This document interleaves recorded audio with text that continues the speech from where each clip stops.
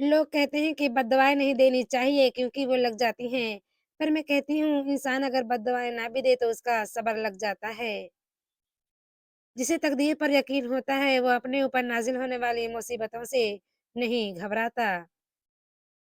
खामोशियों को समझना सीखो क्योंकि उनमें सच होता है, झूठ नहीं।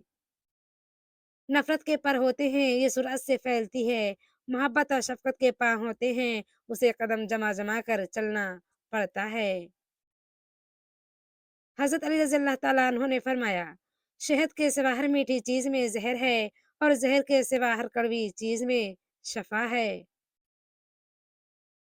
सच्ची बातें, मुश्किल रास्ते और सीधे लोग अक्सर लोगों को पसंद नहीं आते। कोई शिकवा नहीं मगर मौला क्या करूँ दर्द कम नहीं होता। सिर्फ़ खौफ़े खुदा एक ऐसा चिराग है जिसकी रोशनी में नेकी और बदी साफ़ नज़र आती है।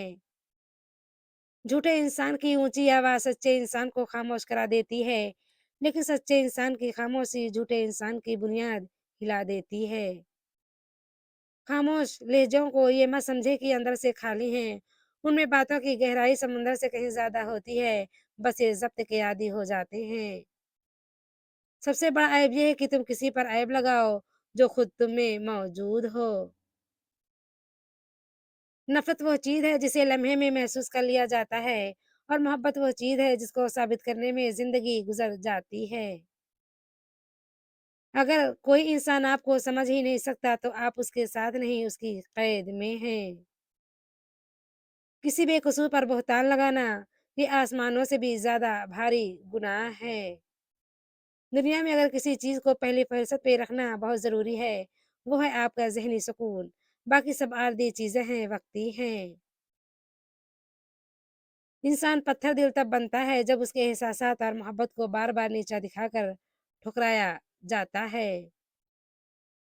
हम वो नहीं होते जो लोग समझते हैं, हम वो होते हैं जो अल्लाह जानता है।